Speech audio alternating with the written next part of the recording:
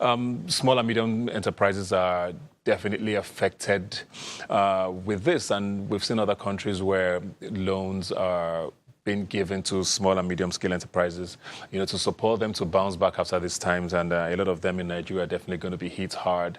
And that's pretty much the economic nerve center of any country. If your middle and small-scale businesses are not thriving, it's very hard for the country to thrive. And I'm going to be joined now by Obi Franklin, who is a business owner, of course, an entrepreneur. Obi, I don't know if you can hear me. How are you doing?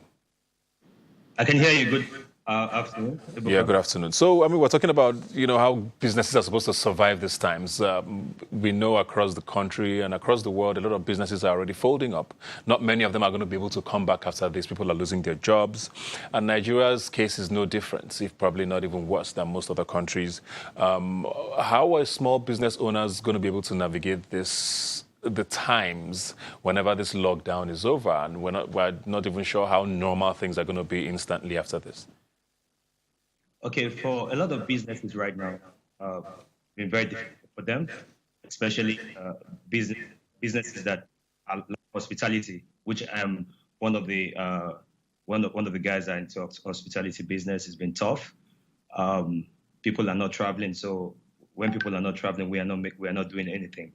So for businesses that are currently going through this phase, is an opportunity for them to look inward, look at what they were doing, look into their business model, see what can happen.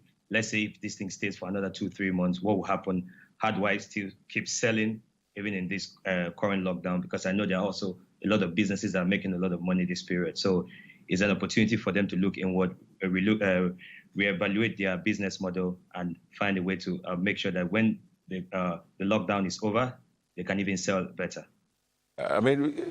We did hear that the federal government has announced about, I think, $136 million as funds to support small and medium enterprises across Nigeria. But a lot of people that don't have faith generally in, these distribution schemes. We've seen a lot of confusion, first of all, with even the palliatives that are supposed to go to the most vulnerable Nigerians. People are not sure how this money will be distributed. How do you apply for it? Do you have any faith in this and how this will work, and how to identify who the small businesses even are? You see, I was having a conversation on my Instagram live recently, and I said the problem Nigeria has is data. And I made sure that I had this conversation with one of the guys from the presidency. And I said, listen, the reason why we cannot trust what the government is going to do now in terms of supporting businesses is because we need to understand something. We don't have data. We don't have data to actually say, okay, these are the businesses that are making money. These are the businesses that are not making money. Or these are the businesses that need to access these funds. So right now, it's going to be difficult, and as a Nigerian, with things that have happened in the past, it's difficult for me to trust that those monies are going to be distributed to the right businesses. So I don't trust that process. But I believe that if the COVID-19 has taught Nigerians or taught the government anything, is an opportunity for them to also look inward and find better ways to get the proper data for businesses to be able to access things like this, and it would be really nice for the government.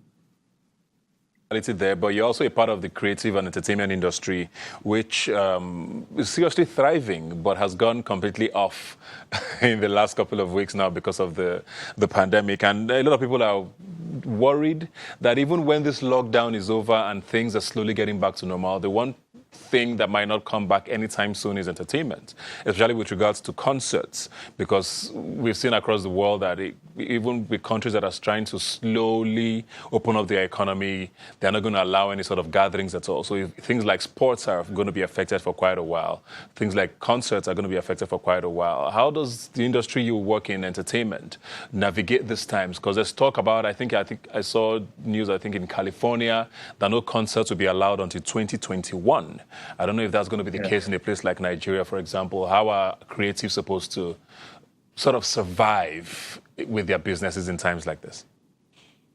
I think with the current reality, it's going to be difficult for anyone to even want to plan a show. Corporate bodies are going to be very, very scared to plan shows, to plan events right now. I'm sure, Ibuka, you know that it's going to be difficult for you to have a proper birthday party for so everybody's going to be on the edge till next year. So I don't think anything is going to happen.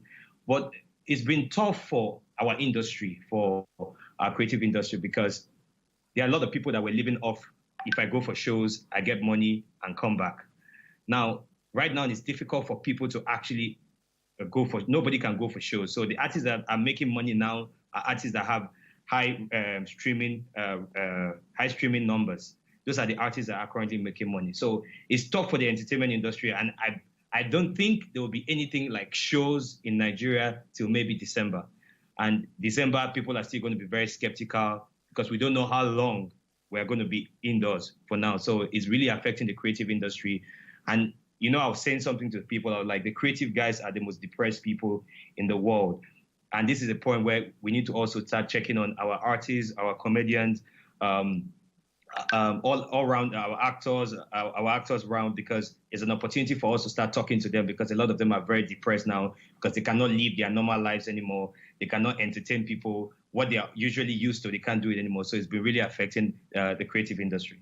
And even Nollywood as well, because I mean, we started getting through a phase where the cinema culture has come back, you know, but cinema spaces are also probably going to be affected. We don't know how long for. All of these premieres, and you know how much, you know, Nollywood has started, you know, making some revenue from cinemas, you know. Musicians, like you said, maybe might have an option with regards to streaming their music. What happens with like Nollywood? Are you going to drop a movie and go back to the old style of just releasing DVDs, or are you not going to release any movie until next year? You know, that's a little tough for them as well, isn't it? Yeah, so I heard something. I was reading something on Bloomberg a few days ago, and I heard that I was reading an article. Instagram is about to monetize Instagram TV, right? And I also was reading somewhere, not confirmed, that they are also about to monetize live Instagram. So if that is going to happen, you can actually premiere a movie on a live Instagram, or you can find other means to premiere movies. But I think that is an opportunity for even the cinemas right now to start finding ways to build this content into the digital platforms where you can actually get these movies. It feels like you're in the cinema, but you're watching the movie from your computer or from your phone. So I think things need to start. We need to start changing things. I got a message from my son's school that we need to pay his school fees because they're starting online learning. So things are changing. So we all need to start changing things. We need to start changing things totally. For the movie guys, I think it's an opportunity for them to start looking inward as well, to create something that will help them generate revenue this period, because nobody's going to walk into the cinema and be sitting on a chair that you don't know who just stood up from. So it's going to take us some time. Just before we go now, this is generally speaking for people who run businesses, entrepreneurs, going forward in times like this. They always say, whatever the disaster is, there's always an opportunity to make money for somebody. What sort of sectors should people be looking at now going forward if you're trying to start a business in the future? What sort of sectors do you think post-COVID-19 would probably thrive? I think agriculture. It's anything essential.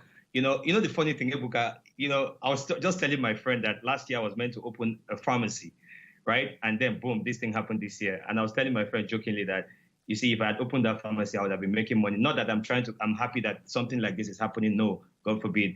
But I just feel like these are things that are currently essential services. So if you go into agriculture, which is food, right now, everything people are looking for is food. People are thinking of how hungry they are now. They're not even looking at what clothes or shoes I'll wear tomorrow. Nobody cares about designers right now. Everybody cares about eating. So agriculture is the future. That's why we're doing a lot also down in my state about agriculture. So it will be a great opportunity for people to actually look into agriculture.